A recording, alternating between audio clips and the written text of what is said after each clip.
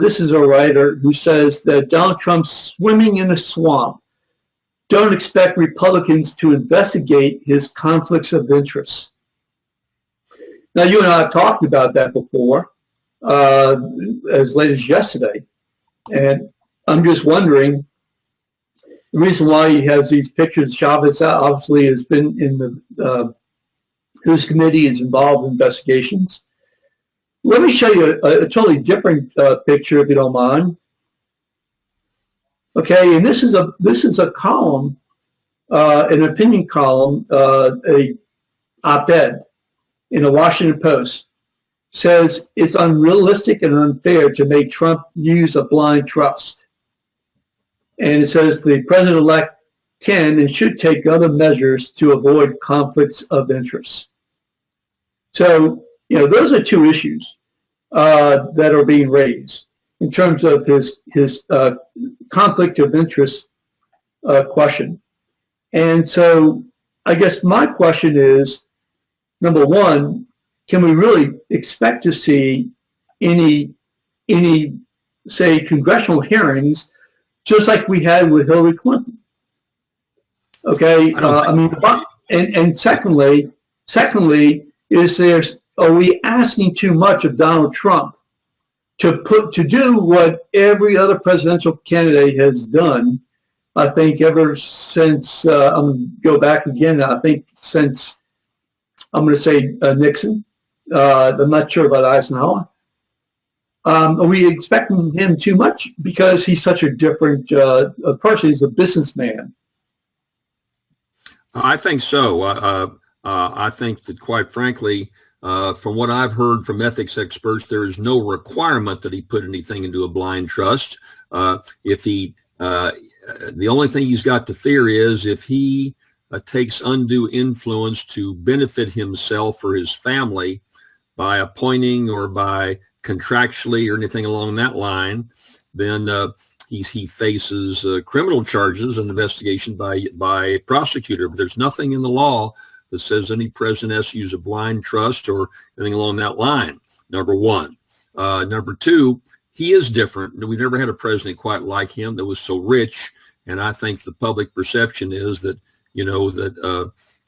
he's made so much money. That's not a concern to most American people. He announced a couple of days ago he'll take no salary.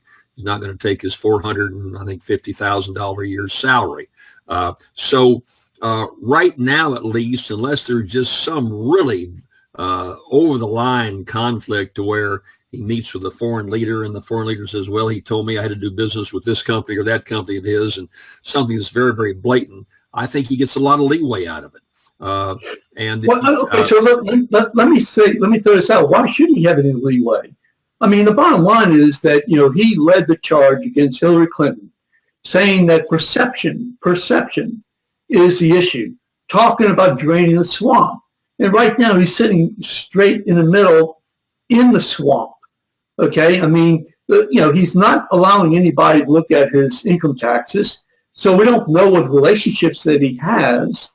We're talking about, making sure that our government is as pristine as it can be. Okay. Hillary Clinton lost in part because of her, not even her personal relationship, but the relationship of her not-for-profit organization and her husband, not her. I mean, nobody has been able to pin anything on her as relates to that. So, I mean, here we have a situation where you have a guy who didn't have to run for president, decided to run for president, knew that he had a conflict of interest issue that was going to surround everything he did, everything his kids would do, yet chose to run regardless. So now, given the fact that he hasn't shown us his taxes, I doubt if he ever will do so, because I guess he'll be audited again. Okay. His kids aren't going to show us their taxes, yet, one or two of them may be in the government in some kind of role, even getting possibly, some, access to private secrets. I mean, that is, I mean, again, Ray Nagin would love to have that type of situation, with his kids and his government. It is not just a situation that is bound to cause problems. I mean, look what happened just the other day. His daughter sits in the conference with the Japanese prime minister. And then you have I think the president of Argentina, I think it was, who is also on a phone call, and his daughter gets on that call, were they talking about hotels in Argentina? I mean, this is a real problem. Well, Steve, first of all, he's not president yet. So when you talk about the difference between Hillary Clinton and him, Hillary Clinton was Secretary of State. She was a major public official that could have great sway with a phone call or a word or having an aide call. And so therefore, she faced a different scrutiny since she was in office. Trump was not in office at the time and is not in office as we speak. And so I think that you're going to see the press bird dog any of these conflicts. But so several thoughts. Number one, he is different in the fact that he's not been in office. He's been bigger than life. And number two, to his supporters, and he won the presidency, they don't seem to care about stuff like this with Trump right now. His supporters, but again, think about this. His hardcore supporters, the 40%, okay, hardcore supporters, okay, he won because the other 10% or so, in fact, I don't even think his hardcore or 40%, but, there's no question in my mind that he was able to win because of all the stuff that came out about Hillary Clinton and the foundation and the emails. So I'm not so sure that, some people would say he's got a mandate. He doesn't have a mandate, far from having a mandate. I just think that somebody who's going to be saying, put her in jail, somebody who's going to say, we're going to drain the swamp, better right now, as he is going to be sworn in, ought to comfort everybody and say, look, okay, I understand what your concern is, because right now, not doing that makes him look above the law. And that's the opposite message that, he campaigned on. Your thoughts?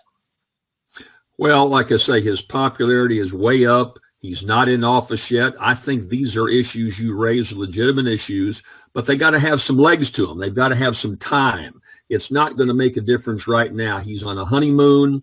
Republicans who undercut him and said they never would support him are coming to support him, and not one of them is mentioning these issues you're talking about right now. Time will deal with that as we get out. We find that the Japanese, that he's, that all the lobbyists are staying in Trump hotels, and that the Japanese are giving special deals to a Trump property over in Japan. And as these things come out, they will have a weight effect. But I think, number one, you make a very good argument. It's a deep concern to a number of people, but it's just too early. I think that he's not expressed any interest. He's not returned his tax returns. He got elected president. I don't think he's going to jump off and create a special ethics commission to examine all of his deals. That's not Donald Trump. But some major investigations in the press as this presidency goes on, if they find some conflicts, it's going to come out. So you're raising, and he could maybe be of help in putting up, but you put up a standard, and here's the problem. You go to announce, I've got this brick wall, I've got this wall that's not going to be crossed, and you cross it one time or get close to the wall, and all of a sudden it becomes a major press story. So you can make an argument strictly from the political point of view, not what's right or wrong, that he just continues as he is, tries to see there are no conflicts, but don't really box himself in